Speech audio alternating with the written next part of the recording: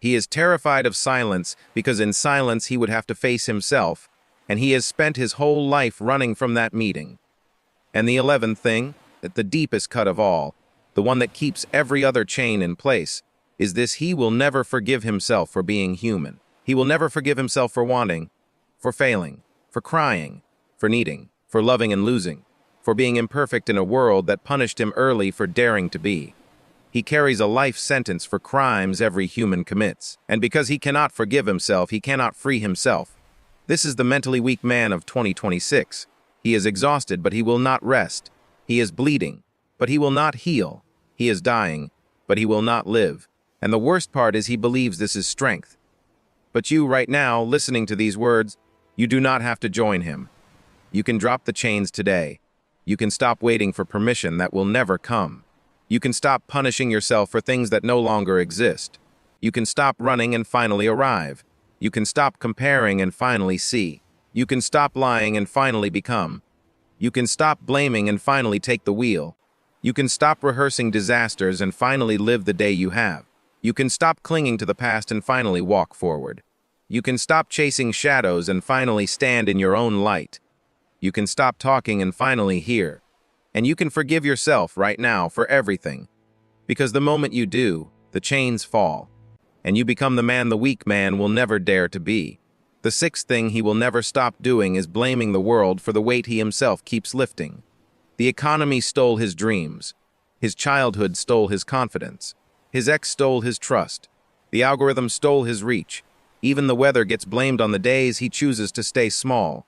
He wears victimhood like a tailored suit, expensive, perfectly fitted, and impossible to take off without admitting he chose it. The 7th thing he will never stop doing is rehearsing disasters that never arrive. He has already lost the job he still has. He has already been humiliated in conversations that haven't happened yet. He has already buried loved ones who are still breathing. He suffers 1,000 deaths before breakfast, all of them imaginary, all of them self-inflicted. He calls it being prepared. The Stoics called it slow suicide. The 8th thing he will never stop doing is clinging to the past the way a drowning man clings to an anchor.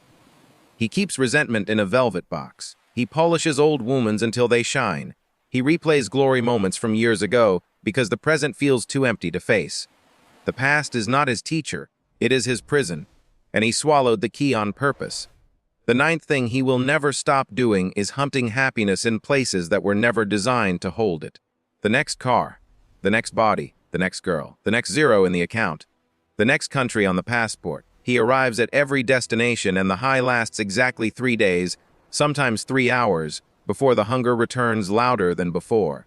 He never learns that the only joy that does not fade is the joy that does not depend on anything outside his own judgment. The 10th thing he will never stop doing is filling silence with noise, because he is terrified of what the quiet might say. He speaks over people. He interrupts wisdom with opinions. He turns every mirror away from himself, because in silence he would finally hear the question he has been running from his entire life.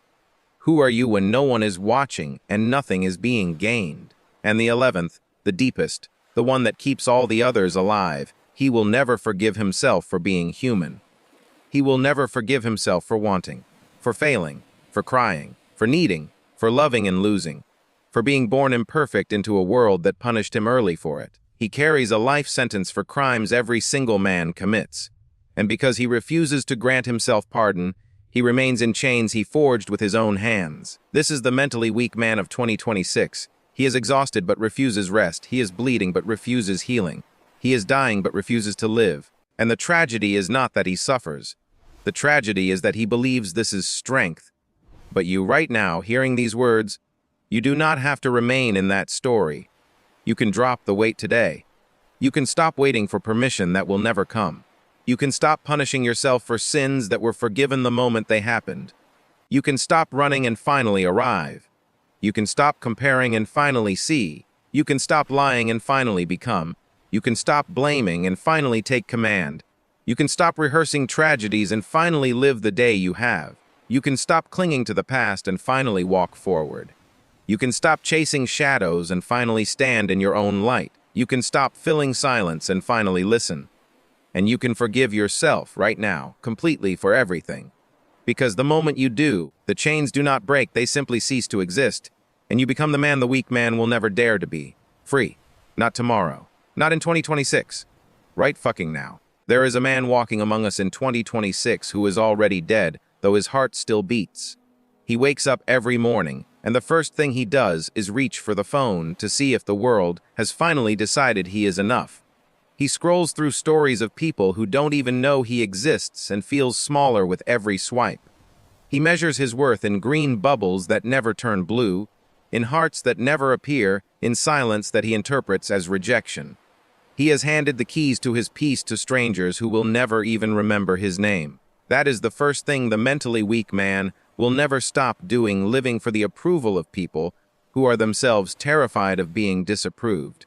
He will spend his entire life auditioning for a role he was never meant to play, on a stage that will be torn down long before he dies. He will still be doing it in 2026 and in 2030 and on his deathbed, because the thought of living without external validation is more terrifying to him than dying without internal peace.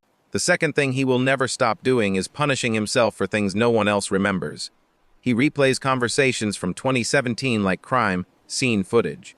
He rewinds the exact moment he stuttered, the joke that landed flat, the time he cried in front of someone he wanted to impress. He keeps a private museum of shame inside his skull and visits it daily, polishing every exhibit with fresh guilt. Marcus Aurelius wrote on the edge of a battlefield, "You have power over your mind, not outside events.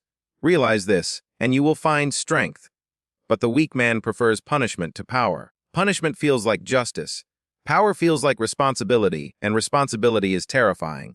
So he keeps the museum open 24 hours, admission free, suffering guaranteed. The third thing he will never stop doing is mistaking motion for progress. He buys another course, starts another side hustle, downloads another app that promises to fix him in 21 days. He confuses business with growth, noise with transformation. He is addicted to the feeling of doing something, because stillness would force him to face the truth.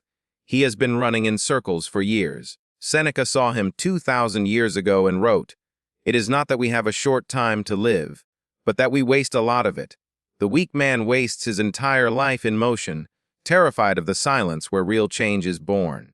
The fourth thing he will never stop doing is comparing his behind the scenes with everyone else's highlight reel. He sees a man in a suit on a yacht and decides he is failing. He sees a couple kissing in a filtered sunset and decides he is unlovable. He sees a bank account with more zeros and decides his life has no value.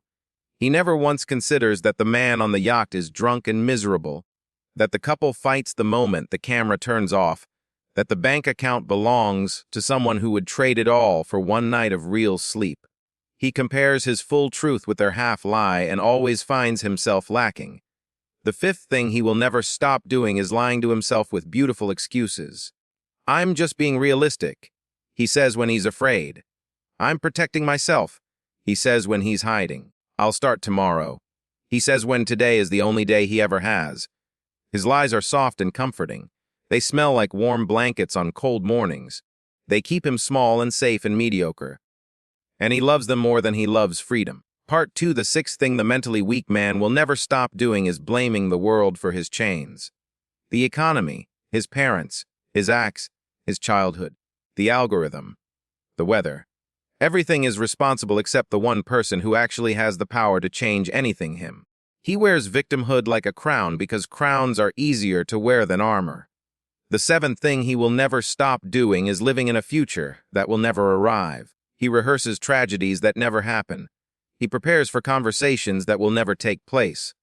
He suffers 1,000 deaths before breakfast, all for disasters that dissolve like smoke the moment reality shows up.